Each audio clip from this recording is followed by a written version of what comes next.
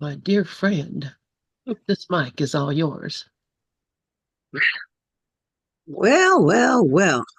A thankful Thursday to each and every one of only one of us. Well, well, well. I was listening to a very interesting and helpful um, discussion, Sharon and Dove particularly, and then Lynn, just before this started.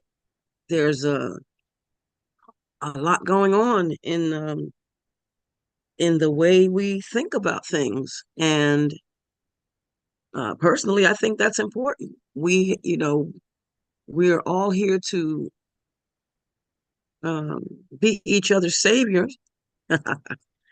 And depending on hmm, how to say this, depending on what you're reading in the course, it may sound like what Sharon said, and I'm talking about for Zulma. And depending on where I read in the course, it can sound like what Dove said. And depending on where I'm reading in the course, it could sound like what Lynn said. Ultimately, it's still all one. Dove brought up the issue of true empathy. Sharon brought up, being able to talk with someone who may have experienced had experienced something that she's experienced. Lynn brought up making comparisons between one and the other. Now, I'm going to kind of take what Lynn said out of this because that to me sounds like absolutely the ego. My problem was bigger than your problem. You hurt your finger and I hurt my leg. So my leg is more than no, by no means. And those are all physical things. And the fact is that we are uh, that we made this body. We made this body, and because we made this body, there are different things that we experience in the body. Um, um, what Dove said, and I understand that it's not my job to be what we call empathy. What we tend to call empathy is usually sympathy. Oh, I'm so sorry for what you're going through. Oh my God, I went through that too. And oh, it was the most terrible thing. That is not empathy. That is by no means empathy. Now, it's one thing, in my opinion, if you had an experience that I had. And these are experiences, they come and go. That's why they're considered not real. They're not permanent. Experiences come and go. Situations come and go. I had a fall, you had a fall, let's say. I tore the quadricep and you tore the quadricep. And maybe I tore mine before you did. And and maybe at the time that you tore yours, you're thinking that it'll never heal. This is the worst thing that could have ever possibly happened. In my opinion, and I'm only speaking for Zulma, in my opinion, to be able to tell you that I can run where I had gotten to the point where I couldn't even walk, to be able to tell you that I went from having to wear a brace on my leg to and limping continually and having numbness and burning pain, and to be able to tell you that that's not occurring anymore. In my opinion, that's helpful to the person who is awfulizing about their situation, thinking it's going to last forever. This is one of the reasons why I appreciate Dove when he talks about him having had cancer. He brings it up every now and then. But what he says about it, in fact, I just heard him say the other day. He had the choice to hate it, to try to fight it, or to love it. That was powerful for me, just as powerful as it was when Rev Wayne said one day that he has a condition. He said his body has this condition and he doesn't take it personally. Though it's little tidbits like that for me are truly helpful. Now, was it necessary for Dove to bring up the fact that he had the condition that he had? Yes. Was it necessary for me? Was it necessary for Rev Wayne to bring up the condition that he had? Yes, for me. And so I think, and this is just me thinking because I can't analyze the motives of another. What I thought I heard Sharon saying was that she had an experience, somebody else had an experience, and she was able to let them know that you can come through that experience. And that to me is helping to save my brother.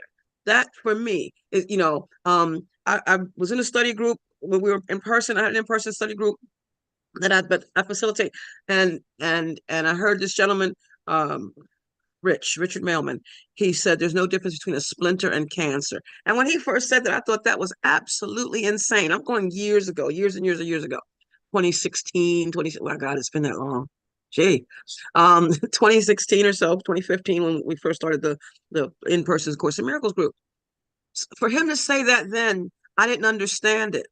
But when Dove talks about, I had a choice to hate it or love it. I mean, fight it or love it. Like a splinter. I can fight it. Oh my God, this thing hurts. Oh my God, my finger's gonna fall off. Oh shoot, what am I gonna do? And oh, somebody help me. I can fight it or love it. Understand, that whatever it was, that however I got that splinter, to be more aware of that, to know that I've had a splinter before, that someone else has had a splinter, and that it can be removed without me, without thinking that my finger's gonna fall off. It's a splinter or cancer.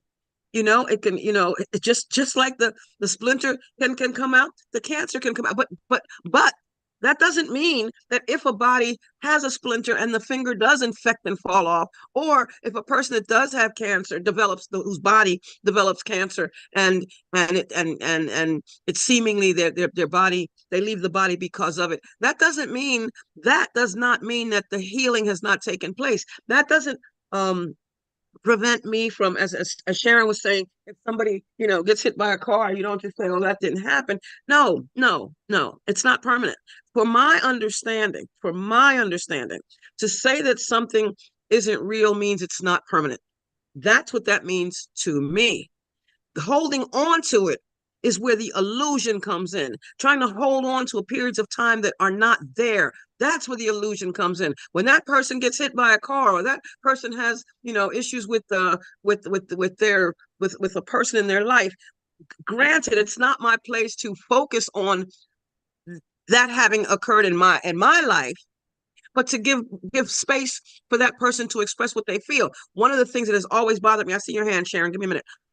One of the things that has always bothered me, well, it started when my mother passed. In 2008, when my mother passed, the worst thing for me was somebody to come and tell me that they were sorry, and then begin to tell me about someone in their situation and what they went through when someone in their family passed, or somebody that they cared for passed, and they didn't, and what they were talking about was the pain that they went through, and the whole better place thing, and I didn't want to hear any of that crap. It meant nothing to me. I was in my grief. I needed to be in my grief. And in fact, I remember when I went back to work, I had to go back out, because it was coming at me from everywhere. Same thing, had the friend, the man that I love dearly, in 2015, he passed, and he was a coworker, and he passed, and I had been out of work. When I came back, people were bombarding me with oh, I'm so sorry, and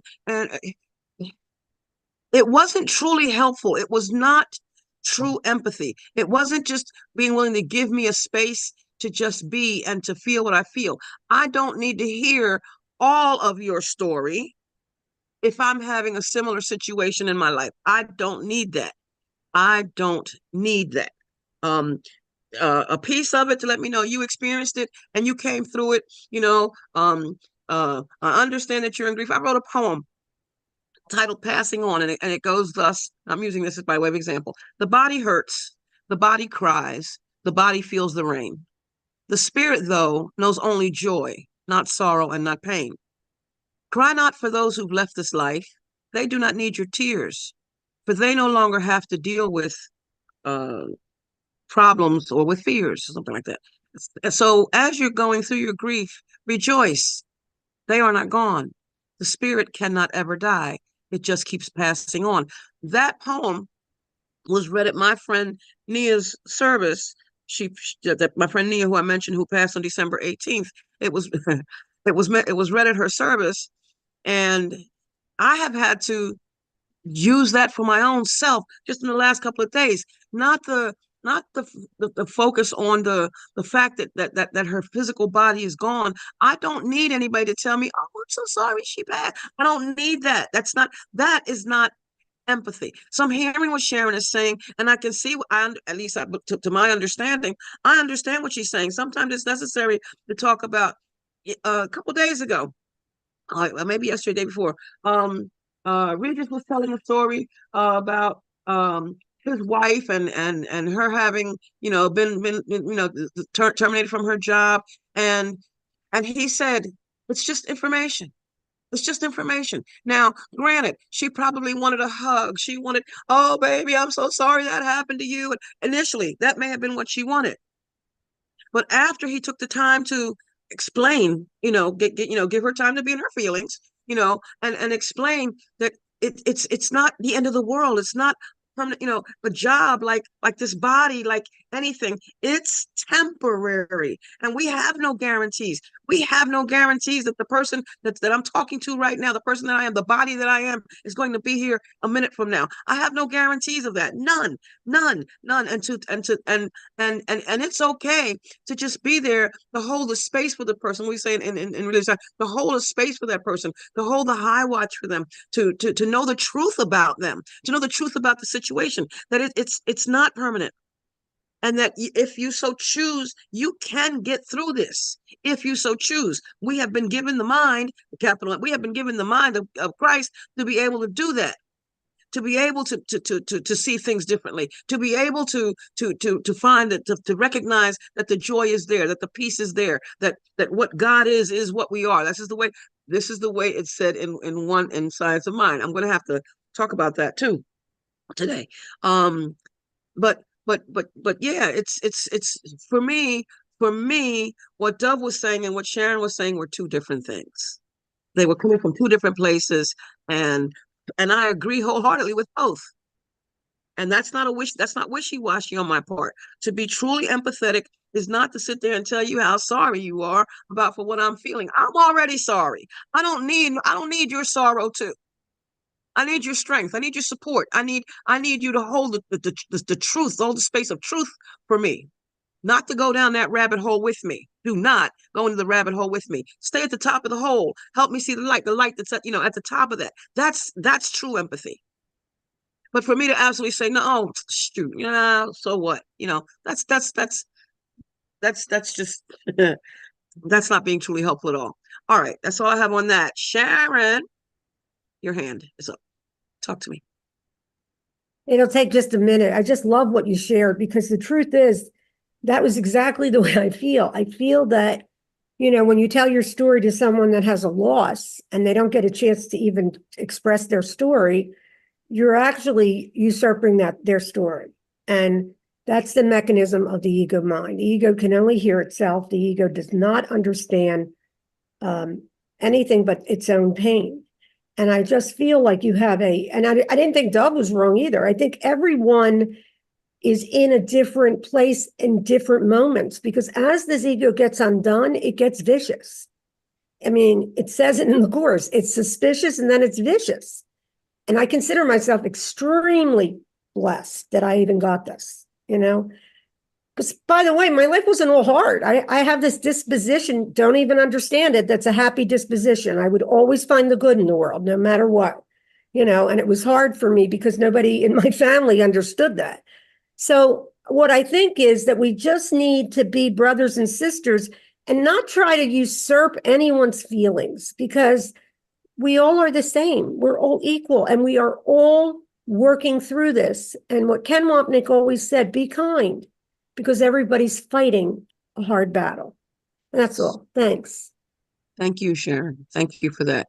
Regis, I see your hand. Go ahead, love. Thank you and good morning, Zulma. Y'all can hear me okay? Absolutely perfect. All right. I just wanted to remind you of your words, which are still blessing me. So in these situations, as they come up, we have to trust first. It's not what you're doing or what you're saying to another person in their moment of distress. It's just that we're not empathizing. The ego speaks first and speaks loudest. So we have been programmed, oh, well, this happened, you lost your husband, I'm going to do this. We didn't pause and wait to hear from Holy Spirit what to do for you. See, we just go into this automatic program.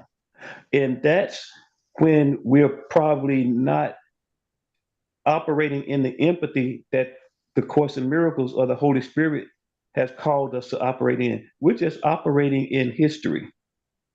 And so we trust first, and in trusting first, whatever holding that space is, that's what we'll do. We'll be guided. We'll be guided. We won't be guided by the event. See, when we're guided by the event, that's not true empathy. The guidance of what to say and what to do, I'm here to only be truly helpful. I'm here to represent him who sent me. I do not have to worry about what to say or do. So when we put ourselves in that space to be truly helpful, then what we do may not look traditional. It may not look habitual about how we habitually respond and act to things. And I think that's what we have to really understand is like, Dove could be right, Sharon could be right, you could be right, I could be right.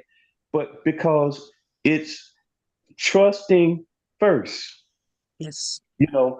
A lot of times a person is in trouble, they're angry, like you mentioned, my wife with the job, they could respond in various ways to their trouble.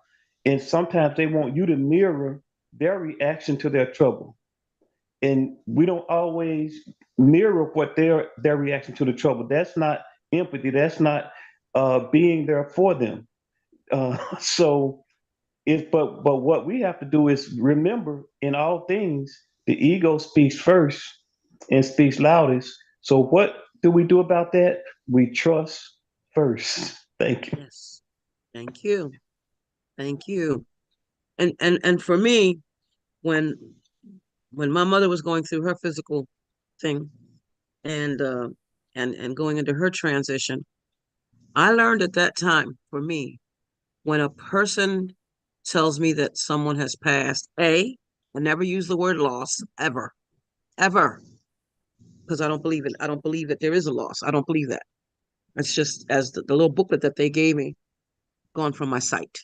That was it. I don't. So I never use the word loss. Sorry for your loss. You'll never ever hear me say that ever. Um, and actually, I generally say nothing. I look, if I'm face to face with someone, I listen to give them an opportunity to say, because nothing that anyone said to me when my mother was going through her stuff, nothing that anyone said to me did anything for me. It didn't help me at all. At all. And I learned from that experience because it was something that I had to find. I'm responsible for what I feel. I'm responsible for what I think. I'm responsible for what I see. I'm responsible. And you can't fix it for me. Truly helpful. That's the word you said. We are here to be truly helpful, not just here to. Oh, I'm coming to help you. I'm not here to walk the physically blind person across the street because they're standing on the corner. Just because I see them standing there, stop my car in the middle of traffic and go help them across the street. They may have been waiting for someone. They may have been quite comfortable right there in that corner. That's not being truly helpful. And as the question was asked, helpful to who? To make myself look good so I can go tell the story of how I help somebody feel better. No, that's all ego work. That's all ego work. That's all ego work. So I've learned to just listen. I'll ask them, let me know if there's something you think I can do for you. And that's how I say it. Let me know if there's something you think I can do for you. And that's after they've had a chance to talk about whatever they've talked about. That's all I can do. That's it. And there's no guarantee even then that I'm going to and I, just because I can't say let me know if there's anything I can do. I can't say that because I know I can't just do anything. I may not be able to jump up, in the middle of whatever.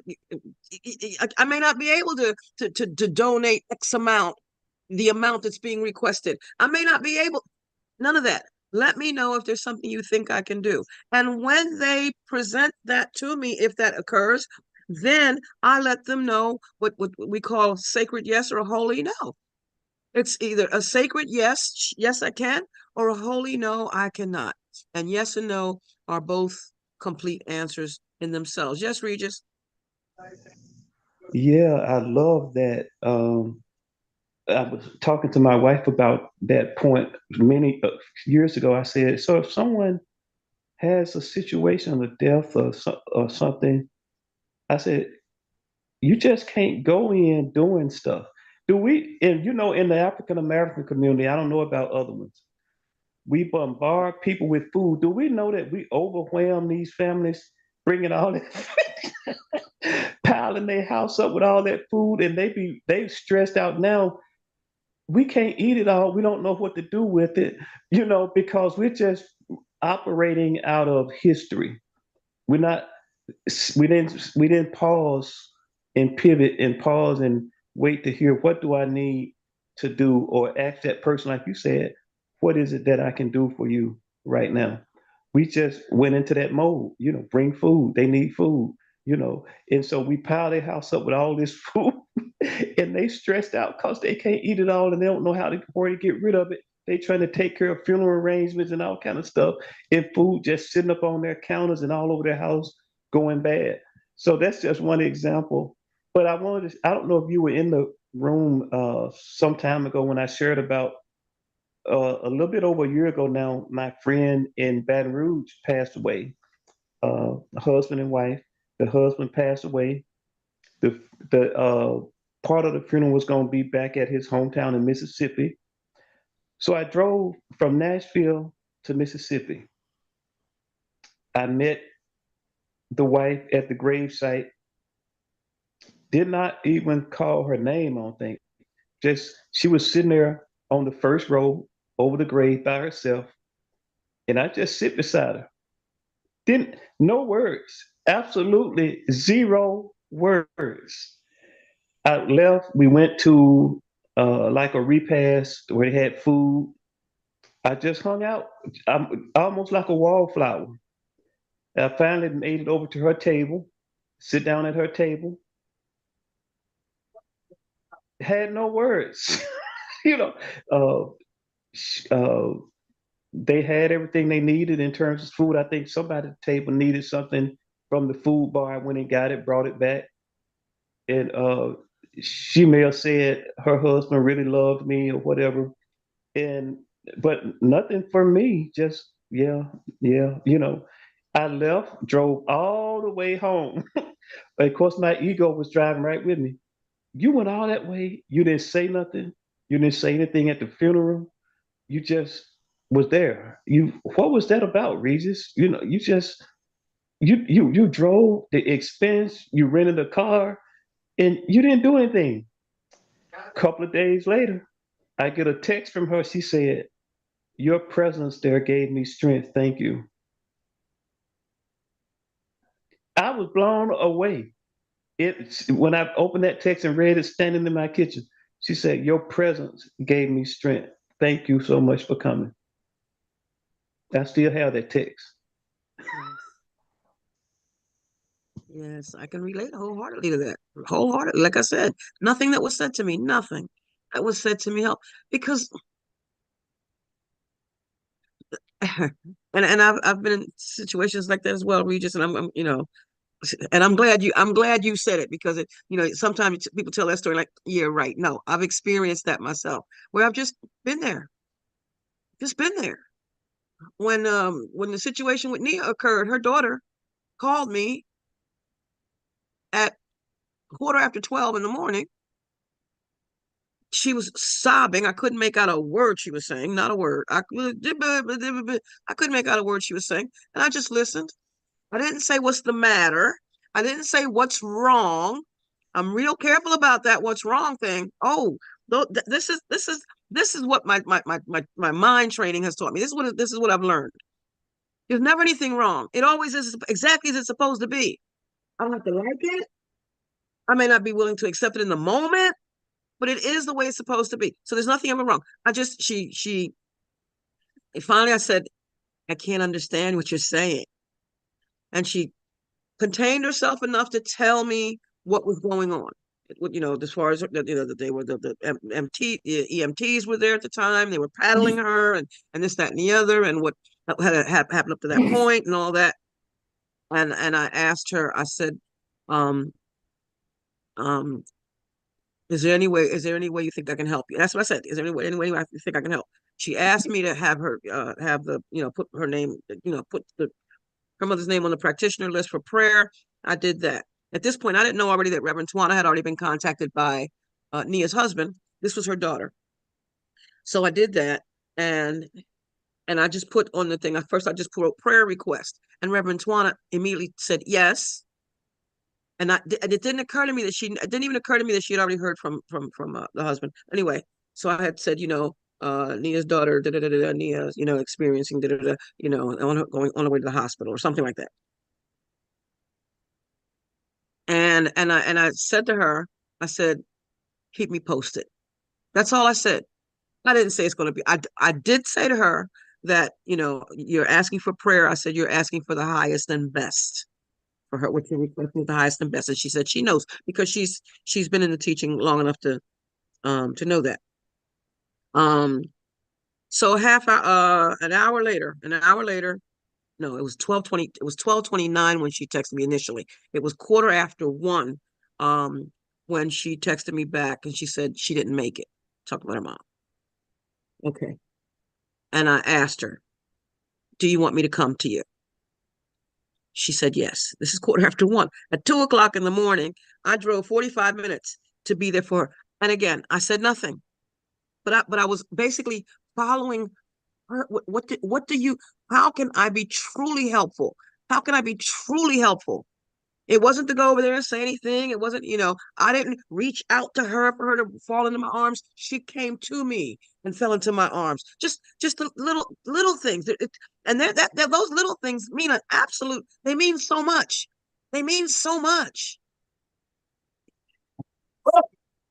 And I was there. I had an opportunity to be there throughout everything. I did the PowerPoint, a slideshow presentation. I helped, gather information for the obituary. When the family, next day later on, when the family was there and laughing and telling stories and all that. And I had a chance to be a part of that. I was already included in that family. In fact, I'm going somewhere with some of the family members on Saturday. And that means a lot to me, because for me personally, it's just me. Just me and Lovable. It's just me. That's all the quote, quote family I have at hand. So even to be invited to so helping who here, where I extended myself to whatever was asked of me where I could, and now I'm being asked to come join with us, come be with us. They don't know that it's just me and Lovable. I've never said, no, you're part of this family. Come be. And so, but I understand, Regis, your presence is all that's needed, because it's all coming from the one mind. It's not body to body. It's not. It's a communication device. But in this case of this woman, her seeing you there, you didn't have to say anything. You didn't try to force any feelings on her and try to tell her about, her husband being in a better place. None of that. Just being there. She knew that you cared. That's phenomenal. Yes, Sharon, and then McKaylee. And hi. Go ahead, Sharon. What I was going to say is that we're vibrational beings. So when Regis is in a space where there's a person who is, pretty distraught, you feel the vibration. And you're right, it's the one mind. And that is something I've seen in Regis and in Zulma. I can listen to them and I'm in a higher vibration.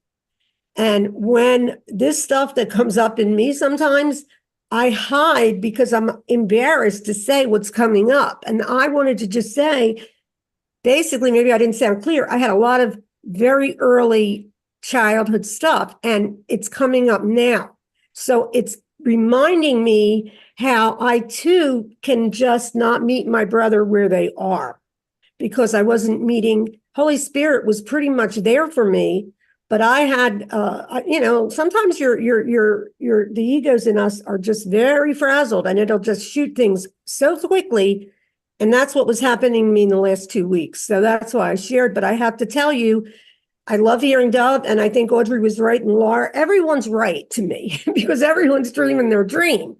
But I just wanted to just be safe in an environment to say, this is a little challenging. At the same time, I have spirit right here. Everything's changed, including perception. But I want to, and mainly because I remember I had a wonderful friend, Cheryl Valentine, years ago, and she used to always say she was putting whipped cream on poop. And that's something that I did as a child and all through my life. So it's kind of like I just wanted to get honest, because the honesty is, where are you on the ladder? Well, I'm sometimes in the high place and sometimes I'm not. But I have to tell you that this group has helped me enormously. That's all I want to say. Thank you for that, Sharon. And I appreciate you saying that, sometimes we're not in a position. Sometimes I'm not in a position to help you because I would be an unhealed healer. I'm certainly not the one who's going to be a home organizer. I could never do that job. I can't do that one. That was not for me. I need a home organizer, but that one's not for me. To be an unhealed healer. And Cheryl Valentine, to Audrey's point in the chat, she asked the question, aren't the others just a reflection, echo of the images I made and make? Cheryl Valentine's book was titled, Oh My God, It's Me. It's me. Yes, absolutely. And Audrey also wrote, and I see your hand, Michaela, give me a minute. Audrey also wrote, if I keep thinking and talking about the suffering I perceive from my stories, I keep adding those images and round and round and round I go. So I do not entertain it anymore. And sometimes we forget, including the expletive. Sometimes we forget, sure. I have stories, but I skim them when I tell stories. Unless you've never heard the story that that led me to how I came to the course, how the course opened up to me, and all that. And I make it short and sweet to this at this point. And as far as things that have occurred in my life, short and sweet, but they're not. I don't tell them with the emotion attached to where it was, oh my God, and that still hurts, and what was done to me, and is that no. It's simply for the person, like I said, if the person who tore their quadricep and I tore mine, to let them know it's going to be better. If you want it to be, it's going to be better. But you don't have to hold on. You are not obligated to hold on to the past. Not at all. Learn from the beauty of it, take the beauty of it, and let the rest go. Also, Dove had put a couple of things in the chat that I want to acknowledge. That everything is in divine order. And then we just talked about the importance of our mind training. Yes. To learn how to live, to learn how to think is to learn how to live. From chapter 5, chapter 5, which is titled The Lessons of Love. Section 2, The Alternative to Projection, paragraph 5, which Dove put in quotes put in the chat.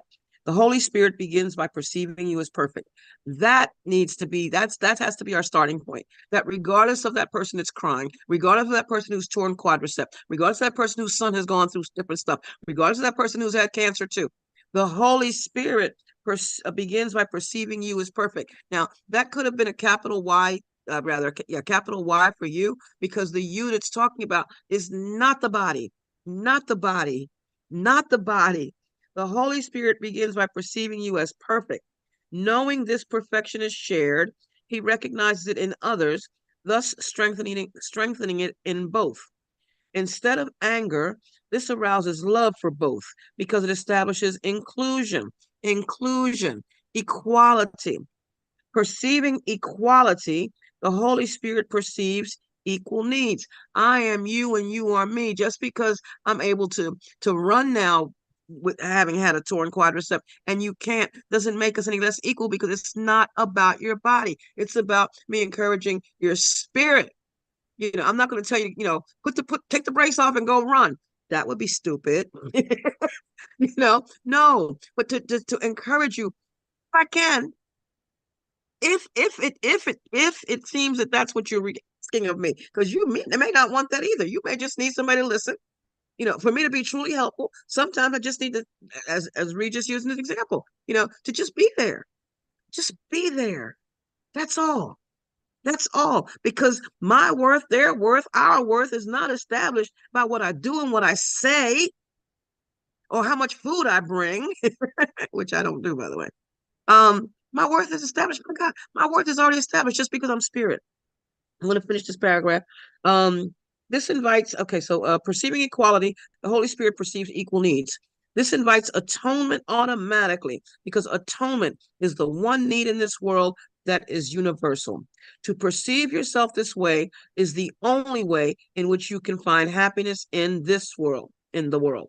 That is because it is the acknowledgement that you are not in this world, for the world is unhappy. That what I am is not my body. That's not what I am. It belongs to me. And as Rev Wayne said, he said, I have this body, but I don't take it personally. I thought that was phenomenal. I have this body, but I don't take it personally. Yes, McKaylee, and hi. Hi. I just wanted to say that words are but symbols. So kind of like on what you were saying and Regis was saying about his presence, and he got the text from her.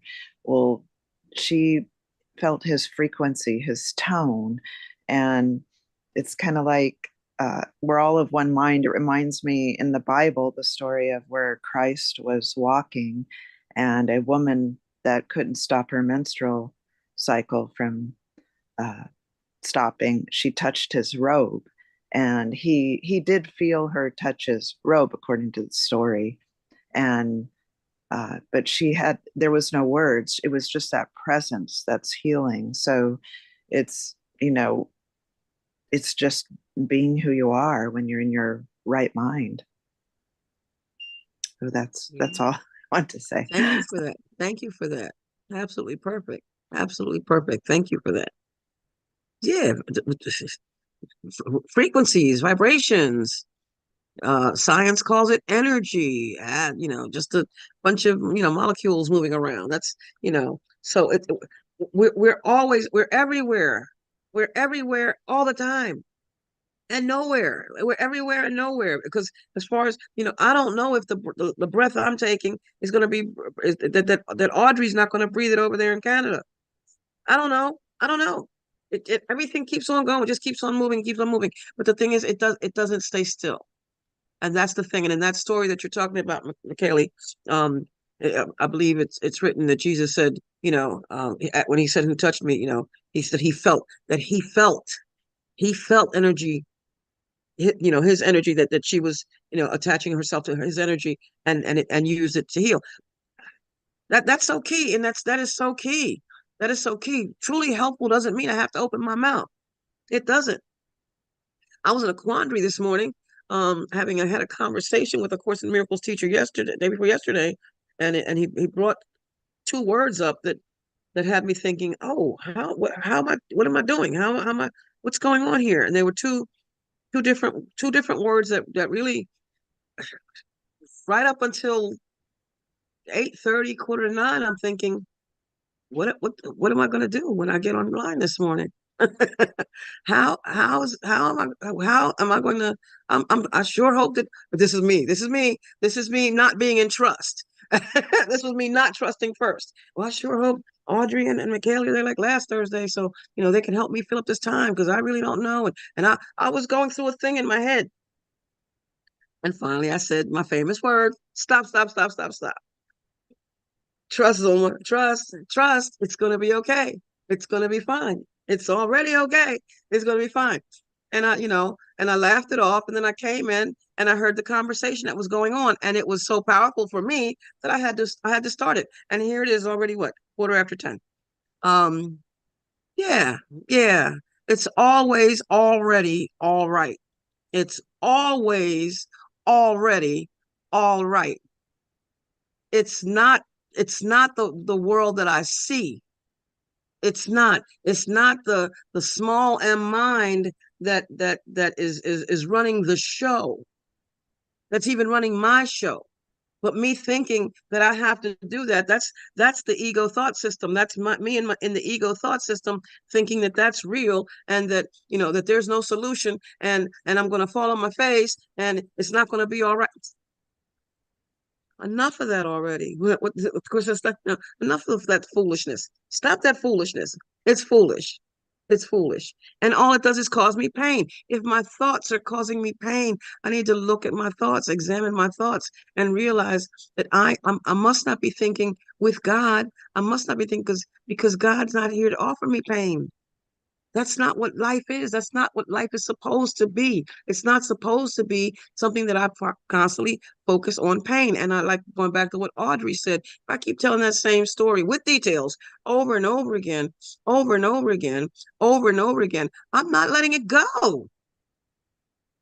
I mean, and and I could be, I may feel that, I've grown in that area. I've managed to, heal it to some degree. But if I keep bringing that same thing up over and over and over again, it's because it's still there.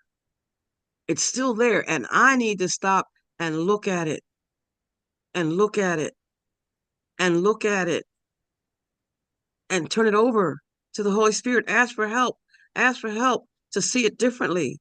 I keep telling that same story over and over again. I use a lot of the same examples because those were the issues that stood out in my life, or some of the pain issues usually. But like I said, I don't have any details for them anymore. And I'm not attached to what I felt at that time. I am in no way, not at all. And I'm grateful to be able to say that I am not attached to any of that. Um, when I think of mommy and I think of, some of the things that we experience, there's laughter. And I share these stories in laughter, the fun of it, the joy of it, the blessing that came of it, where being truly helpful came from it, where I was able to stop seeing us as separate and being able to see us as one. That's the part. That's the part that becomes truly helpful for me. Who asked the question? Truly helpful to who? Truly helpful to me. If it helps me, it might help you too. It might. But that's what's key for me to remember, for me to engage with God, for me not to let the mind wander, for me not to fall into the sleep of forgetfulness. That's what's important for me. And if I'm you and you're me, then it's obviously important to you too.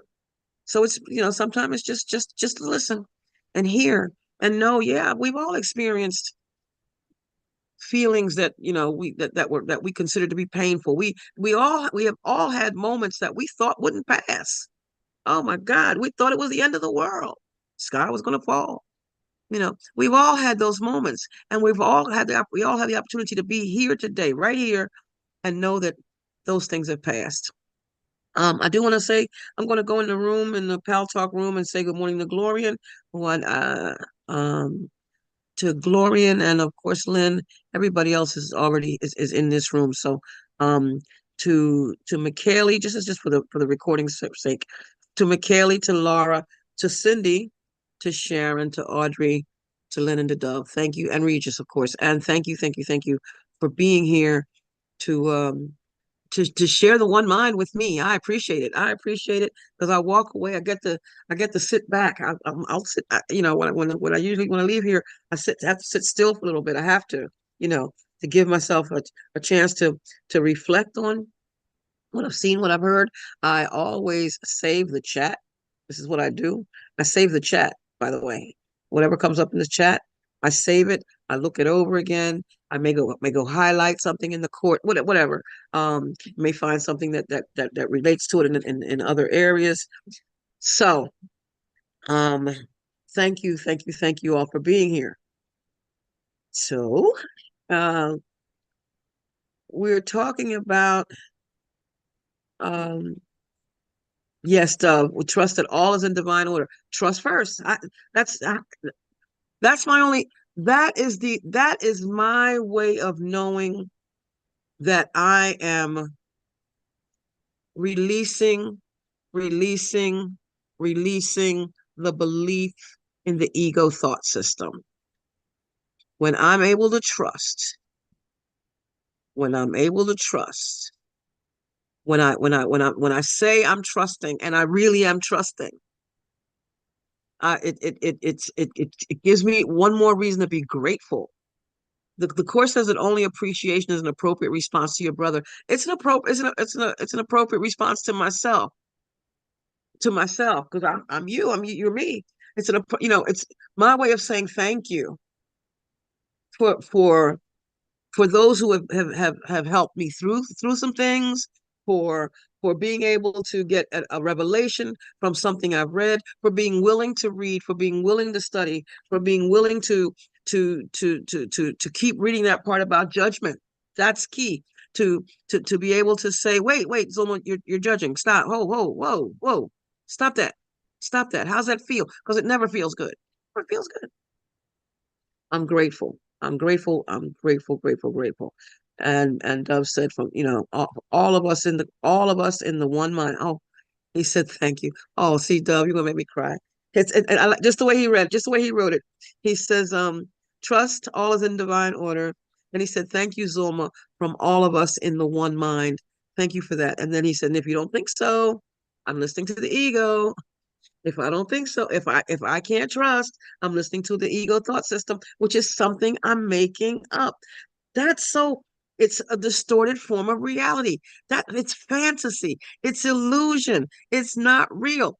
That's a heck of a thing. My friend Kim Williams, she doesn't say false evidence appearing real for FEAR. She says false evaluation affecting reality. And I have to put her name to that because that's hers, Kim Williams, Kimberly Williams. False evaluation affecting reality. And that's what the Course says, that fantasy is a distorted form of vision, that we're trying to make something real out of something that's not. If I still find myself going into pain and agony over a situation that occurred yesterday, a week ago, a month ago, a year ago, 5 years ago, 10 years ago, then I haven't, first of all, I'm still thinking that it's real. I'm thinking it's real. I have the ego thought system is hard at work. I haven't, I say I'm going to turn it over to the Holy Spirit, and then go to turn it over, and then, oh, no, never mind, I'll take that one back. You know, that whole thing, let go and let God, let go, let God, never mind God, I got this. No, God's like, you didn't create yourself. You don't know the big picture. Step back and let me lead the way. I got you. I got you. I got you. So it ultimately, Audrey wrote, yeah, the Jedi mind tricks. Yeah, right, right. It's just one big illusion. We make up stories, and then we take ourselves into pain with it. Well, all right. And Dr. Ernest Holmes says, turn completely away from the condition. Turn completely away from it. Completely. I don't want to hear that story again. You don't either, really. What are you doing? Are you asking for sympathy? Am I asking for sympathy when I tell that story over again? I may say I'm not. I may say I'm using the whole story, to help you, but there's a part of me that's still feeling sorry for me. There's a part of me that's still feeling sorry for me. There's a part of me that still thinks that that is real now. It was a moment. There's that split second between time and eternity, the Course says. Split second between time and eternity. There's that moment in time when I'm feeling it and I'm thinking it's real, and then realizing it's not here. It's gone. It's over. It's over. It's already gone. I can't quote myself. I can't quote what I said a minute ago, 30 seconds ago. I can't. It's gone. I can't retake the breath I took a minute ago, an hour ago, a second ago. I can't. It's gone. It's gone. And in a lot of cases, I am so glad it's gone. And by the way, Regis, I didn't get any new backgrounds. I'm feeling some kind of way about that. For my video, I didn't get any new backgrounds. It's so strange, Zuma. I'm like, have somebody gifted me these backgrounds? It's like, I don't know if anybody else have them, but they like even have Course in Miracle quotes. It's like I don't know where they're coming from. Wow. Yeah. Wow. because I immediately went searching. Nope, nope, they weren't there. If I want a It's background, I have one to I make it have. myself. One of them says, God's will for you is perfect happiness, and then it's got quote A Course in Miracles, and it's a picture background. It's all kind of stuff like the just be, the all kind of the message that we speak on. It's like backgrounds that represent the messages that we speak on this channel. And I don't know if Interesting. anybody does have them. Well, I know as images, I can download stuff like that and then, Yeah. add them as, yeah. Well, Oh we'll yeah, see what's me too. happening. But I didn't do this. They just popped up. Okay. This- That's fantastic. Yeah, I was yeah. feeling some kind of way. Thank you, brother. But yeah, so Audrey is asking, are you on Lynn's Zoom account, Regis? And I think the answer to that is no, but I'm gonna let him speak for himself. Am I what? Regis, are you Am on I what? Lynn's Zoom account? I think I am. Yeah. Is that what it is? That's what, because Audrey asked that question. She Yeah. No, said yes. he's not on my Zoom account, Oh, I'm not. No, Okay. but no, we're on my Zoom account now. yeah. That's what I thought. I thought the answer to that was no. Um, um, so no, whatever Lynn has belongs to Lynn, and whatever Regis has belongs to Regis, and and yet it belongs to all of us at the time that we get a chance to share it. Um, all right, all right, all right. I am going to attempt to do a little bit here about Course in Miracles meets Science, the Science of Mind. But something got my attention, and I was having a conversation with someone about Course in Miracles and Science of Mind, and this is the teacher who I said um, often talks about ACIM versus SOM, and I say I don't want to have those conversations because to me it sounds like ego an ego tactic. But he brought up something the other day that caught my attention, and that is two definitions. He mentioned the word. Where is it now? Where did I put it?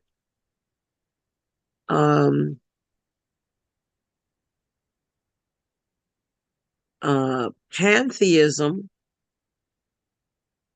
and panentheism. They are two different words. Now I'm trying to figure out where I put them because I thought I made a worse. Now I can't find it. Here it is.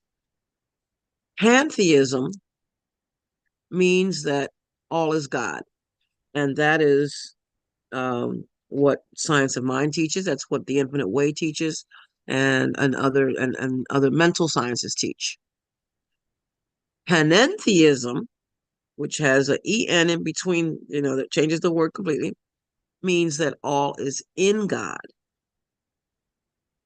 Pantheism identifies God and the universe as one and the same, while panentheism maintains a distinction between God and the universe, but also affirms that God is present everywhere and transcends all things created.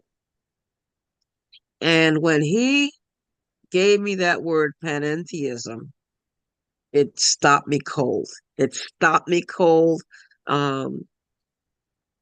because in terms of the definitions, the course is saying something. We sit there and say, "Oh, it's saying the same thing." No, it's not. In some areas, it is not. Both religious science / science of mind and the infinite way refer to everything, the omnipresence of God, and that it's everything. It's It's the hand I hold. It's the smile I give. It's the tree. It's the grass. It's everything. Course in Miracles, that's pantheism. Panentheism, of Course in Miracles, says that God has nothing to do with that.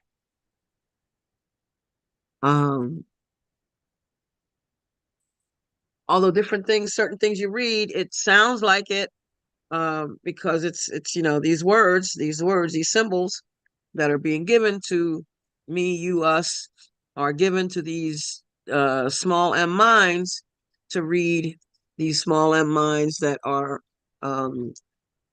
not our bodies, because the mind can't be, they can't find the mind. They can find a brain, but they can't find the mind.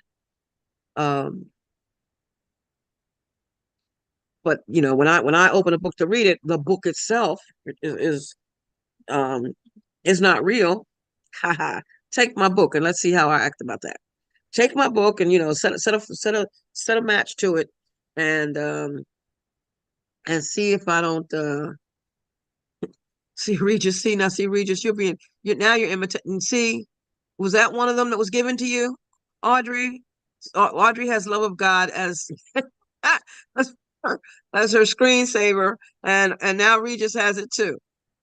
Is that one of those that you already had, or what happened? Okay, there's something going on. You all have to help me with this, because I like that. I want it too. I want it too. Anyway, I'm changing the subject. Those things should actually be on your computer now somewhere. So the key is to find out where they are on the computer, and I'll gladly have you send it to me. I'm putting my email in the chat. Audrey. So there is some difference. There are some differences in the teachings. And one of the reasons why I bring that up, well, it's important to me. It's important because I may well read to a course student, for me to say that the manifest universe is the body of God, which is from the first Declaration of Beliefs by Dr. Ernest Holmes. And the course students say, no. The manifest, no, it can't be. Nope. No, God didn't make it. But that's not what Dr. Ernest is saying, that God made it. When Glorian is here, thank you, good. She found her way. Hi, Glorian. I'm glad to see you, because I know Hi, you're gonna have something to say. Zulma. I know you have Hi. something to say. Yes, I do. I was just listening in the PAL talk room, and you were talking about how Infinite Way and other teachers said God did not make the world, and how Course in Miracles says that the other teachings are talking about God is everywhere. And ultimately, for myself, after reflecting many years on that, the distinction in that is, okay, so we're talking about it's all God. And then the Course is saying God didn't make the world, making a distinction between the ego mind, which makes through projection, and the Christ mind, which extends through love. So that's what I think that distinction is between those two, which is really ultimately, there is no ego, there is no world, so it is all God. So that's how I perceive it. Thanks. Thank you. Likewise, which is why I'll say it's my thoughts about it that are not real. If I'm thinking that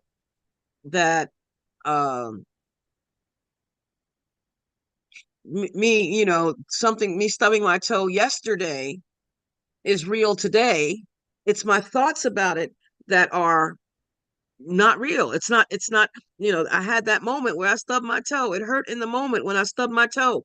But here I am a day later, darn that chair, damn that chair, for being there when I stubbed my toe. In fact, I think I'm going to throw that chair away, it's my thoughts about it that where the unreality comes in. Yes, if all thoughts, the course says that there are no idle thoughts, that that the thoughts produce form. So I made the form, and science of mind affirms, I did this, God created me. God created me. The fact that I create somewhere in what we call a miscreation, of course, I made this body. We're going to call it a miscreation. I made the body, but the body I could not have done that if there had not been creation in the first place. In other words, the body didn't just come out of nowhere. It came out of my thought. Now, the course, there are a couple of things that and I'm kind of skipping around. This wasn't the way I planned to go with it, but it's okay. It is what it is. In the science of mind, what else? Share the screen for a minute here. Share screen. In the science of mind is written, Dr. Ernest writes, what is the mind? Small m. No man living knows. We know a great deal about the mind, but not what it is. By mind, small m, we mean consciousness. We are now using it. We cannot locate mind in the body, for while the body is a necessary vehicle for consciousness while we are here, it is not consciousness. Now, that to me is saying communication device. My body is a communication device. It's a necessary vehicle for consciousness while I am here. I need this communication device to communicate mind, small m in this case. By mind, I'm repeating, it says we mean consciousness. And it goes on to say, we cannot isolate mind. Now, capital M mind, the thing, capital T, spirit, capital S, causation, capital C, is beyond and yet not beyond our grasp. Beyond in that it is so big. Within in that wherever we grasp at it, we are it to the extent that we grasp it. Now, that equates to me thinking with God that my will and God's will are one, that I am one with God, that God is what I am in a literal sense. That's what the Course says. That's what I'm reading here. We can never but since it is infinite, the capital M mind, capital T thing, capital S spirit, capital C causation. Since it is infinite with a capital I, we can never encompass it. I can't say that I am the ocean. I am a drop of the ocean. I cannot say that, that I am all, because I'm not. I'm part of the sonship, as the course says that, all of us are part of the sonship. It goes on, Dr. Ernest goes on to say, we shall never encompass God, and yet we shall always be in God and of God. I think, Glorian, since you're here, I think that corresponds with what the Infinite Way teaches. Help me here. Is that so? I did have to walk away, Zulma. I'm sorry about that. All But right. basically, I'll put it back on the screen so that you can. yeah. I'll share the Sorry screen about so that. you Because I just ran up to jump on and I had to go get something. That's okay. The Okay, second part here, the thing okay. itself, Mind, mind. the thing, spirit, causation is beyond and yet not beyond our grasp. Beyond in that it is so big. Within in that wherever we grasp it at it, we are it to the extent that we grasp it. Exactly, our consciousness unfolding. But since it's infinite, we can never encompass it, right? The idea is it extends everywhere throughout the universe forever. We shall never encompass God, yet we shall always be in God and of God. And that's ultimately, yes. What it's saying is, an infinite way, our soul has everything that is already God. And it's infinite, extending everywhere. So there's the omnipresence. I am everywhere. and everywhere is here now. Now Yes. being that holy instant where the true life is. And that's how we practice in the Course in Miracles, is by moving into that stillness, the quiet mind. We move into that experience in the holy instant, that blessed moment when we experience ourselves as the Spirit of God. And ultimately then, it's the experience of love looking on love that's never ending and an infinite. Does that help? Yeah, absolutely. Thank you very much. Thank you. Thank you very much. Appreciate that. So this whole thing about mind, capital M mind, small m mind, the course, in the course, in chapter 2, it states that whatever you alone make is real in your own sight. That is me and my world, me and what's not real. It's real to me in the moment, I'm on my computer.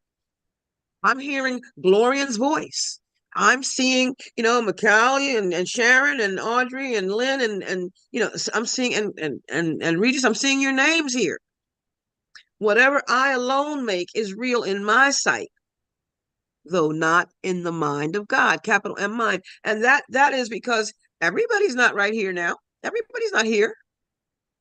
Everybody's not hearing my voice. Everybody's not seeing me on the screen. Everybody doesn't know who Gloria and Lynn and Macaulay and Sharon and Dove and and Audrey are. Unknown. This is you're part of my world. This is the reason why. And then John Mundy was the first person I heard talk about this whole thing about no world. I didn't even know who Ken Wapnick was. How about that? But I knew John Mundy, and he when he talked about no world, the day I met John Mundy, I've mentioned this before. Let me put the screen down for a minute. The day I met John Mundy was at a weekend retreat. I believe it was called Be the Love in 2008 with Regina Dawn Akers and a whole bunch of other people, Pam Silverman and just Scott Grace, and oh man, fantastic, fun.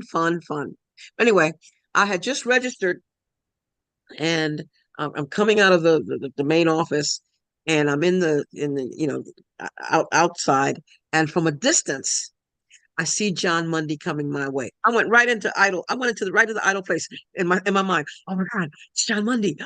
Oh, because to me he was hot shot, big shot. He was, course, great Course in Miracles teacher. He knew Helen, and oh wow, John Mundy. And he must have seen, obviously he saw the starstruck look in my eyes. Because he walks up to me, extends his hand to shake mine, and he says, "Hi, I'm John Mundy." And I said, "I know." And he says to me, "I am nobody, and neither are you." And I looked at him, and he smiled, and he walked away. And I'm thinking, was that? What do you mean he's nobody? He's John Mundy. And this is my thinking at the time. I get that I'm nobody, but he's John Mundy. That's the way I saw it at the time. I love that. Chapter 29, in the Antichrist, it talks about idols. And what is an idol? And it's something that we basically we're replacing. We're trying to replace the all with a part of the all. We're trying to make that thing God, and we can't. But it's an excellent the section before that. Seek not outside yourself, and the Antichrist for me constitute a major part of the course. Major parts of the course. To remind myself that my worth is not established by anything outside of me. That my worth is established by how I look. My worth is not established by the words I say. My worth is not established by the people who, how many people show up or don't. My worth is not established by any of that. Any of that. My worth is established by my Creator, and I'm clear on that. So anyway, so that was on when John Mundy said this to me. He was the keynote speaker. He was the bringing the message on Sunday morning. And his message was, I am nobody. And see, the ego mind thinks that when you tell me that I'm nobody, you're telling me that I'm worthless. You're telling me I'm no good. You're telling me, that I have no worth, But what he meant by what he said was that I am not a body. I am no body. That's why Regis, by the way, when you say that everybody loves Regis, and I say everyone loves Regis, I took the body out and put the one in there, and now everyone loves Zulma too. Everyone, because it's only one. Um, and I got that one from John Mundy, the whole body thing. I am nobody. So, and when he gave it as the message, I just sat there to myself and just laughed and laughed and laughed. It gave me a whole different way of seeing it, of seeing myself, of seeing at the beginning of seeing everyone, as the course talks about, seeing the light around everything, around everyone, starting to see the light. They're like, wait a minute, I'm not this body. And back then, I'm talking, the early years, the 2008. I think that's the year my mother passed, as a matter of fact. So I was all in my feelings about everything. Um, uh, so I didn't, having my feelings hurt was easy. At that time, it was easy. But but better than it had been. I understood what he said, and Glorian writes here. Um, Oh, Lynn writes, at not one instant does the body exist. Right. The body does not have permanence. It is not, to me, the word exist means to have permanence. The body does not have permanence. It is temporary. Anything temporary is not real. Anything temporary does not exist. That's what, to me, it means when it says nothing unreal exists. Nothing that's not real, anything made is temporary. That's what that means to me. And then Glorian wrote, the ego is separate and apart from everything, capital E, apart from everything, because the ego is not, it's something that I make up. It's okay, can't get past that. It's something that I make up. I don't, you'll never hear me say my ego. I don't say that. There's a passage in the course that says, um, we're asked to act as though we are not an ego. I don't say that. The course says that the ego, like the Holy Spirit, is a thought system. You'll never hear me say my ego this and my ego that, and I even try to avoid the ego, because in that, when I do that, I'm making it real. I talk about this ego thought system to compare it to the truth. The ego is not true. It's not real. It simply isn't real. The ego equals Cujo, the dog that Stephen King made up in his book. Cujo, that's scary, scary, drooling, foaming, awful looking, ferocious, vicious dog that became a movie. And there are people, some people, yes, you say Cujo and you're like, ooh, Cujo, But Stephen King is not afraid of Cujo. I've said that I say it over and over and over again. Stephen King is not afraid of Cujo. He knows that it's something that he made up. We, on the other hand, have decided that we try to make the ego real, and then we fall into fear traps. We create fear traps and then fall into them. That's what we do. All right. I'll go back to my screen. The course. God created every mind with a small m by communicating his capital M mind to it. Now, I'd like to discuss that. I really would like to open that up for discussion. And it's like 11 minutes to 11. So, but I really want to open that up to discussion. If not today, I'm here on Monday. We'll do this next Thursday. Audrey and Michaeli, you two were both here last Thursday. Because you're here today, I'm assuming, hoping, trusting that you'll be here next Thursday. I will be glad to save this section for then, unless you can show up on Monday, because I really want to discuss that. God created every small m mind by creating his capital M mind to it, thus establishing it forever as a channel for the reception of his mind and will, his capital M mind and will. That to me sounds like what I just read from Dr. Holmes. Hold on. Oh, Dove? Dove, did you want to share? No. Because you okay, you are you had unmuted, but all right, okay. Um,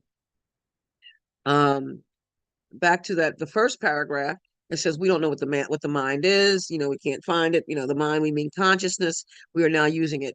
And then and it's distinguishing itself, Dr. Ernest is distinguishing that mind in the first paragraph from the capital M mind in the second paragraph, because that is the capital M mind is cause, is spirit, it's the thing itself.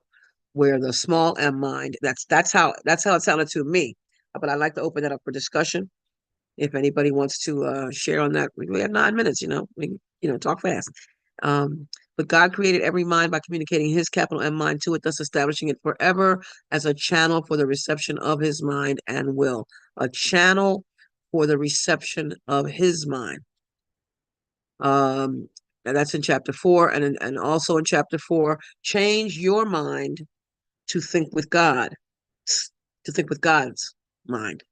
This may seem hard to do, but it is much easier than trying to think against it. Your mind, small m, is one with God's. I'm going to stop the screen share right there and see if anybody has any comment on that. This thing about mind, small m, capital M, my mind, your mind, God's mind, the mind of God, the capital M mind of God versus my mind. What are we talking about here? Anybody? What are we talking about? I'm actually asking, I'm putting it out there as a question. What's it mean to you? Oh, okay. Doesn't mean anything, huh? No comment. All right. Okay. Oh, Glorian, thank you. Yeah, well, ultimately that sentence, could you put it back up? Would you be able to put it back up? From the course? Yeah, what you just had there? When he's Yes. making the distinction about the mind.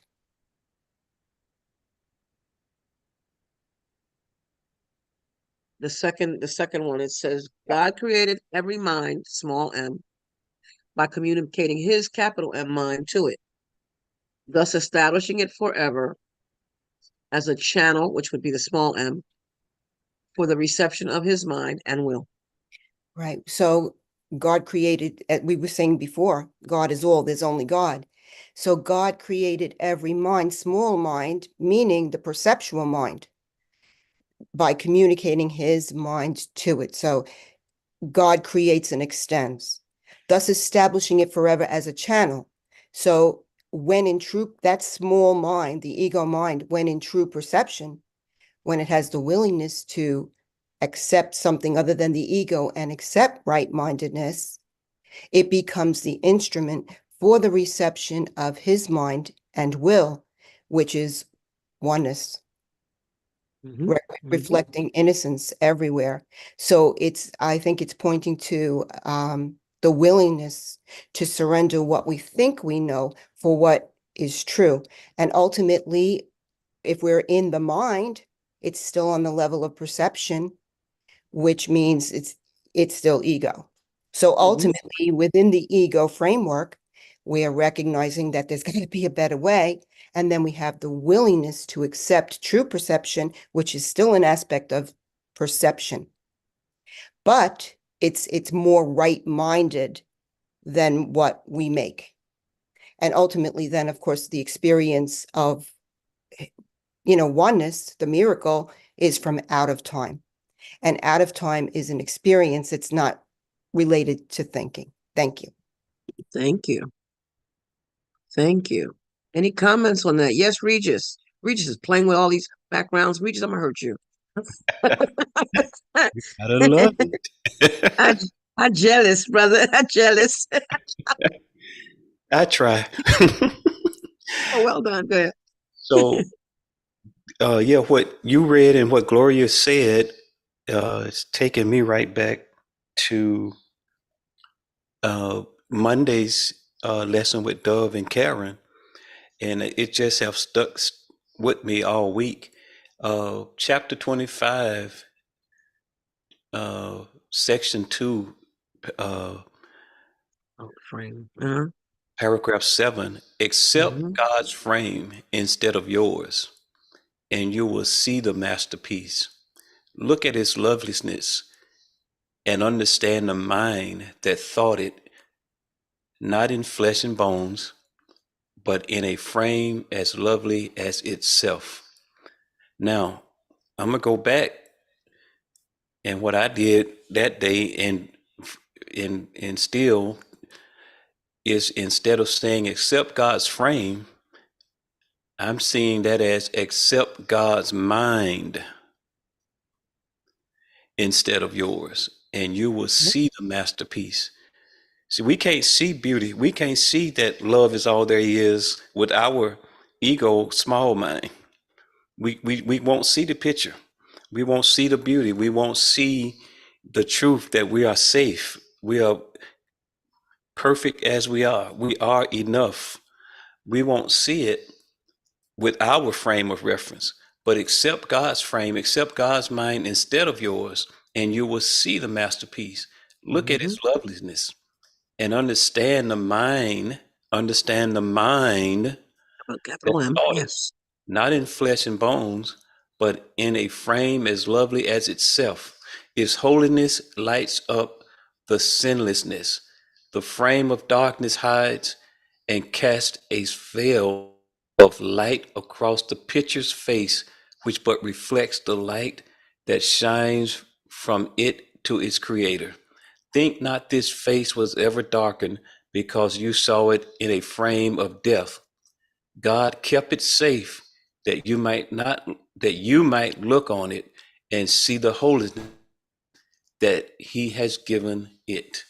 So think not that this face was ever darkened because you saw it in a frame of death. You saw it in a mind of death. So I have to exchange my mind for God's mind.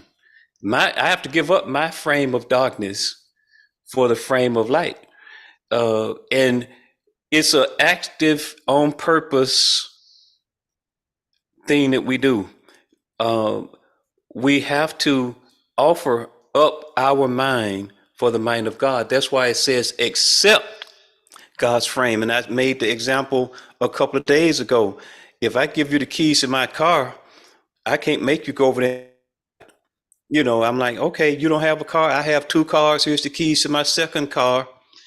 And this is an actual situation that happened with me where my neighbor didn't have a car. And I said, hey, while I'm at work, if you need to go somewhere, here are the keys to my car. You can just go over to my yard. I'll leave it outside of the garage. So I pulled the car outside of the garage and sit it on my driveway so he could just walk over there and get it. And he wouldn't use the keys.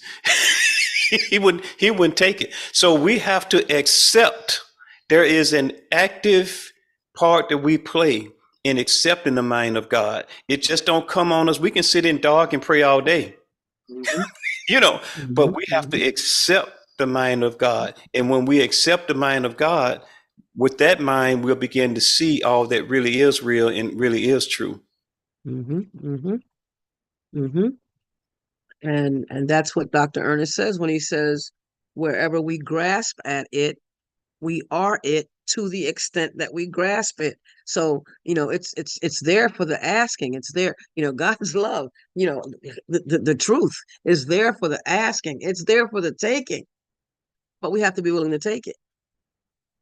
I just wanted to mention to you guys, Karen is not here today. So if you wanted to keep going on for a little while, I do have a recording of her that I'm going to play, but it won't take the whole hour and a half. So you guys could continue to talk for another 20 minutes or so if you want to.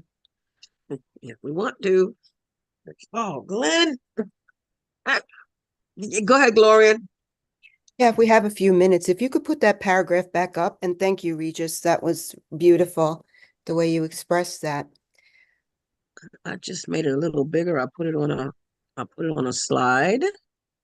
While Regis was talking, I put it on a slide. So, um, wait. There it is. Thanks. Make it. What was popping out at me here is that the acceptance of God's frame instead of yours is pointing to the fact that consciousness, Christ consciousness with the capital C, does not lie within the body. So it says, accept God's frame instead of yours, the Christ consciousness, which is everywhere, and you will see the masterpiece, the radiant light that's actually there. Look at its loveliness and understand the mind, the Christ consciousness that thought it, not the flesh and bones, because it has nothing to do with the body whatsoever. Bodies don't exist. But in a frame as lovely as itself. So that's the recognition and the remembrance of who we truly are, what I truly am. Its holiness, oneness, lights the sinlessness, the innocence, the frame of darkness hides. The frame of darkness being the body, and casts a veil of light, of radiance, of truth, the truth of understanding across the picture, the projection's face, which but reflects the light that shines from its creator. So beyond every concept that we seemingly see is the light of creation, which is love. Think not this face was ever darkened because you saw the frame of death. So nothing can ever take away what we've been established as in truth of being oneness, wholeness, completeness. God kept it safe that you might look on it and see the holiness that he has given it. So that's what we're doing here. We're remembering, we're dreaming, and we're accepting that this is a projection of fear and guilt which we have made, which has nothing to do with reality. And the willingness to recognize beyond all concepts is that light and accept that omnipresent spirit of God as I am. Then we move into the peace and the miracle, which comes from out of time, from out of the belief in the body and accepting the frame, the Christ consciousness within. Thanks. Thank you. Thank you. Perfect. Perfect. I love the synchronicity of that. Absolutely. So we're talking about the mind. In the Bible is written, let this mind be the same as the mind of Christ Jesus. To stay focused, to not let the mind wander, to remember that God is all there is, to know that all power and glory, it's written as it's written, all power and glory has been given to us because we're one with what God is.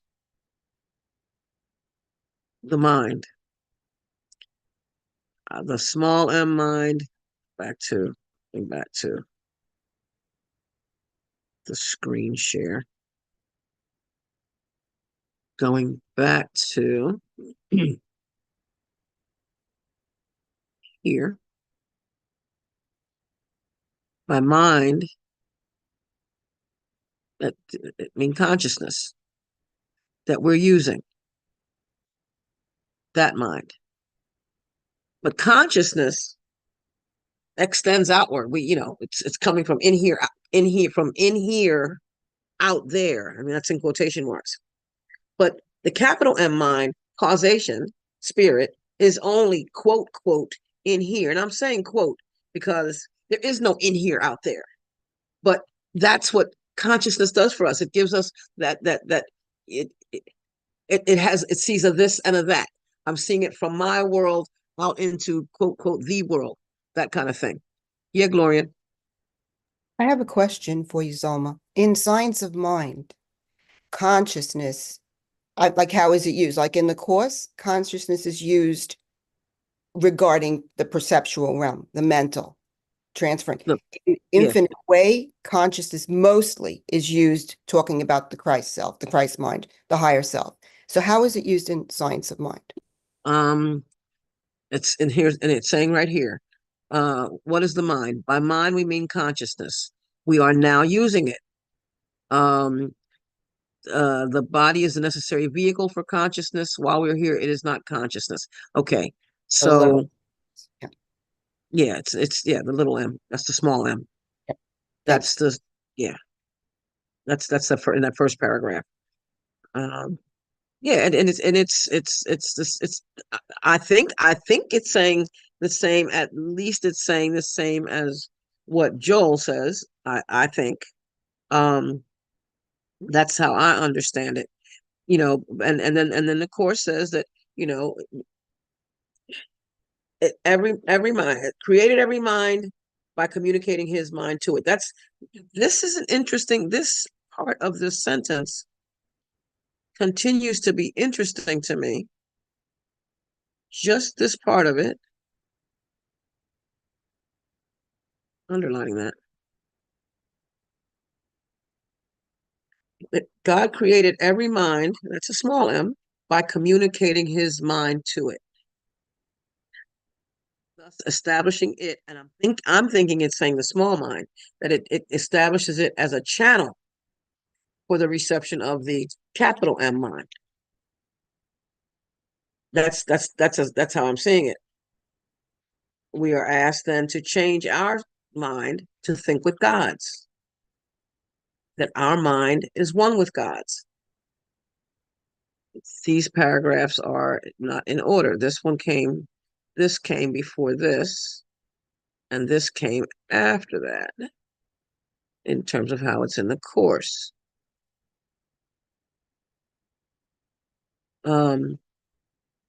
So the whole thing about mind, I'm going back to what I was saying about the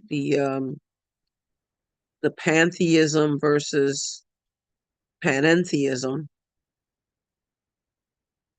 And there it is on the screen. It's talking about two different things. So it stopped me cold. It stopped me cold when I thought, all right, because I was telling this gentleman that I was attempting to do the miracle principles and how science of mind relates to it. But as I was reading, some of the miracle principles, like I couldn't see how to make that connection. So I figured I pause. Let me stop, because that means I'm trying to do something that I am trying to do something that's not for me to do. So so that this conversation came up with him, it was absolutely necessary. So which means that this may take a different turn, or I may be selective with which miracle principles I are presented, which miracle principles are presented, because again, this is going ACIM meets science of mind. So I as the course teaches us that there is no universal theology, and science of mind says the same thing too. To be open at the top, always be open at the top. I think it's important to note that it sounds to me from from the definitions that they're two different. They're talking two different things.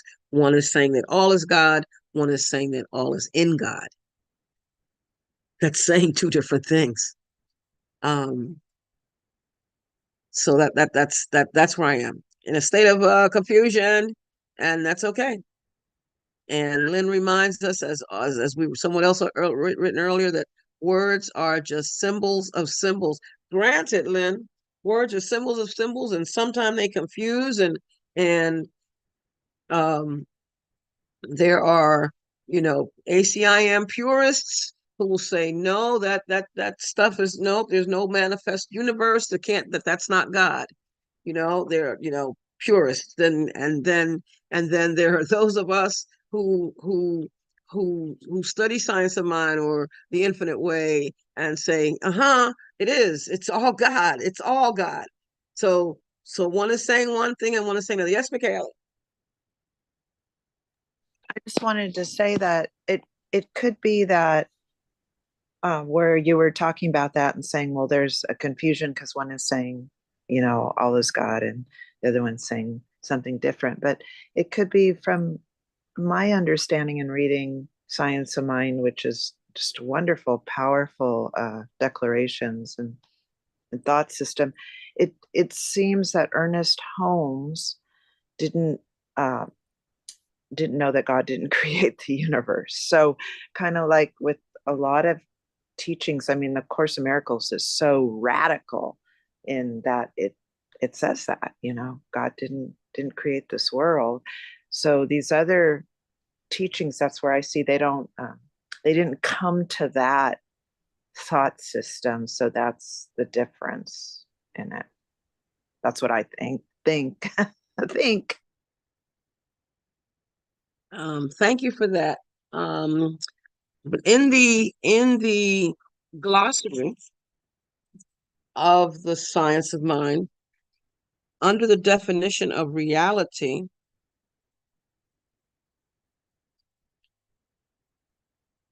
Dr. Ernest says reality is the truth about anything. Reality actually means that which is indestructible, incapable of decay. So he knew. It goes on to say, reality is unchanging and everlasting.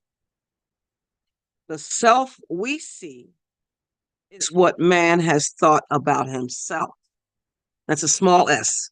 The self we see. I'm gonna see if I can find that. The self we see is what man has thought about himself. The form he has molded by his thought. The real self, capital R, capital S, is perfection, capital P. For God could not know anything unlike himself. Our sonship is reality, capital S, sonship, capital R, reality. Christ abiding in us. The kingdom of God within is reality. Kingdom, capital K, reality, capital R. Reality, as concerning man, is that God in man, as man, is man. I'm going to see if I can find that from the and put it on the screen, because that's a lot I just said. It's in the glossary.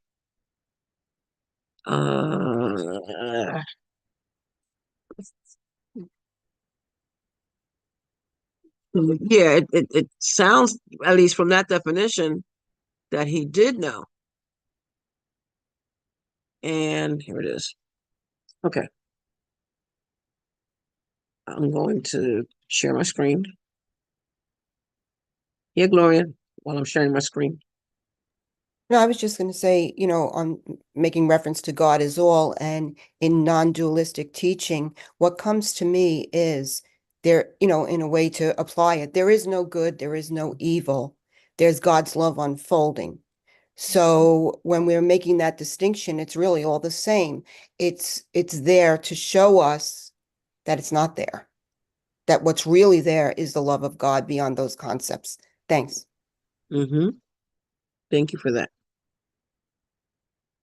So I've put on the screen, I'm going to make a slide out of this too. The reality from the glossary, the truth about anything. Reality actually means that which is indestructible, incapable of decay, which is why nothing real can be threatened. Reality is unchanging and everlasting.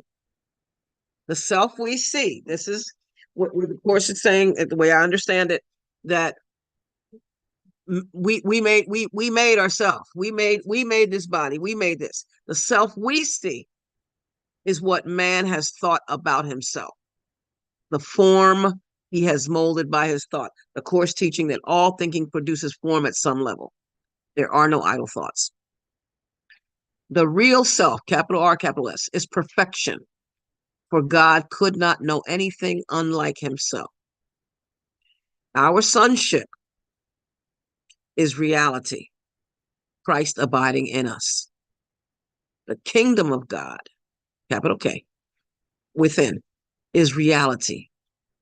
Reality as concerning man is that God is man as man, that God in man as man is man, which goes back to that about grasping, being able to grasp it to the extent that we can to the extent that we grasp at it, we are it. Taking that down. Michaeli, any thoughts on that? Well, I would say that after you read that, yeah, he probably did know that this world isn't real, but uh, I mean, the course gets really into that part. It's so radical. So, yeah, that was beautiful. I'm glad you brought that up. So, yeah, I would say he probably knew it wasn't that there's only the one mind, nothing else. There's only perfection. Everything else is an illusion. Only love is real. Only love is real. And we were having a conversation about even that, about love, what how we define love. I love how Joel Goldsmith in The Infinite Way talked about that we can say God is this, God is that, God is the other, and they're all concepts. The only thing that we really can say is that God is. I absolutely love that, Gloria, and I have that highlighted. I have put that on a slide. I have shared that with people. Just so you know that when we were reading that that day, it grabbed me hard. All right, yes, Gloria. Oh, great. Terrific, Zulma. I was just thinking in terms of what we were discussing today in today's lesson. I do not know what anything is for. In paragraph 2, Jesus tells us, you perceive the world and everything in it as meaningful in terms of ego goals. Good, bad. What he's saying, these goals have nothing to do with what is in your own best interests, which is the acceptance of oneness of what I truly am. Because the ego is not you. So by thinking this is real, we think we have these alternatives. But moving back to who we are, we do not. This false identification makes you incapable of understanding what anything is for. As a result, you are bound to misuse it. When you believe this, you will try to withdraw the goals you have assigned to the world instead of attempting to reinforce them. And that's what I think it comes down to, recognizing that anything that we're projecting out there, whether we think it's good, whether we think it's bad, any form of duality at all, is the war against ourselves, keeping us from that oneness, from that love of God that we are. So I just love today's lesson. I think it's really important in moving into the willingness to accept and see things differently. Thanks. Thanks for letting me share. Thank you. It's a good point. Good point. If we see it with the if we see, hear, smell, taste, and touch it, it's temporary. And can't say that enough. If I can see it, it's temporary. With the physical eye, it's temporary. If I can hear it, it's temporary. If I can smell it, it's temporary. If I can taste it, it's temporary. If I can touch it, it's temporary, because it's this communication device that's doing it. This vessel is what's doing it. This isn't it. Because the day that, and the Course teaches that nothing survives its purpose. Purpose is meaning that the day that this body ceases to do what it's doing, I won't see it, I won't smell it, I won't taste it, I won't touch it. If when this body is, when the body after I lay it down, when it's cremated, I'm not going to feel it. The morticians call it the remains. They refer to the body as the remains. That's something I grabbed a hold of years ago as well. The remains.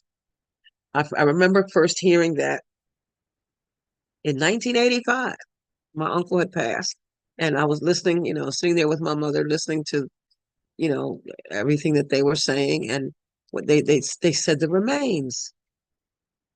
And you see how I did the head turn, like, huh, that's interesting. It's the leftovers. It ain't nothing.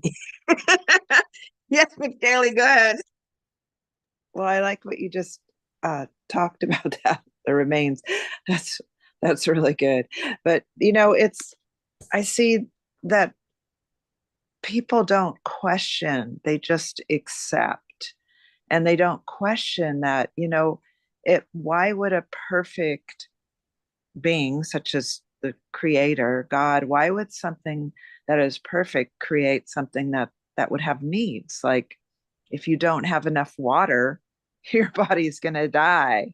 If you don't eat food, you're going to die. If you don't breathe air, the body's going to die. And then why would something that is perfect and all love create a physical body that you fall in love with somebody else, a partner, but yet that person passes away too, or your parents or your siblings or your children? So it's just interesting how our society they don't question, they just start accepting this, and that they become conditioned that this is what is normal. They don't question that, the validity of it, that how could something that is perfect create something that's not perfect, create two-ness. So that's all I wanted to say. Yeah, and I understand that. And I understand that. And yet, in studying the course will say the ego analyzes and the Holy Spirit accepts. But we're saying too that we're saying that but the course also teaches that all learning requires study. We have to requires attention. It requires we're asked to question. We're asked the question. There's certain things we just ask the question that can it make sense to keep on doing things the same way? We're taught resign as your own teacher. We have to be willing to look at it with a critical eye, not for criticism, but to be able to look at it and see, wait a minute, if I am I beautiful if I put on makeup and not if I take it off? Is my worth established by my makeup? you know, do do I can still see everything on the screen here, a little blurry, but I can still see everything on the screen, whether I wear, do what do glasses do? They magnify, they amplify. Regis, stop that. You two are having a good time. Audrey and Regis, please send them to me. Share, please share. I want to play too. Regis and I had a good time the other day. Rev Wayne he was in the room, and he had the background that has the palm trees and the water and all that. And Regis put his up, and I put mine up. We started talking about synchronicity. We, it started to all look the same. And Audrey, hey.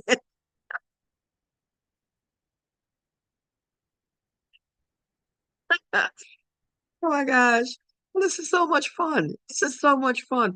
See, the course teaches, and I'm paraphrasing it. I want to find this passage. That the body can be used for good stuff. The Holy Spirit uses the body, which is which we just read that the mind, God's mind and our mind, that God uses our mind to as a way of extending His mind, as a way of extending the mind. And that's a paraphrase too. I didn't say that exactly how it is. Now Now I have to go back and find it to say it like it was written. That God created every mind by communicating His mind to it, establishing it forever as a channel for the reception of His mind, a channel to receive his capital M mind, to receive his mind and will, as a channel to receive. This mind, this small m mind, was created as a channel to receive God's mind and his mind, and God's mind and will. Lynn, I know you're going to tell me we're getting ready to get out of here. I'm ready to get out of here. All right. Thank you so much, Zulma. This is a great conversation. And I do want to say, and I know many of you remember the old days on Gather when we used to have conversations and we would pass the mic back and forth and we would have discussions and conversations, and it was not this easy. So, I think maybe this is a good key to think that, we should be opening up this Zoom room for more conversation if people are willing to do that. I'm going to actually stop the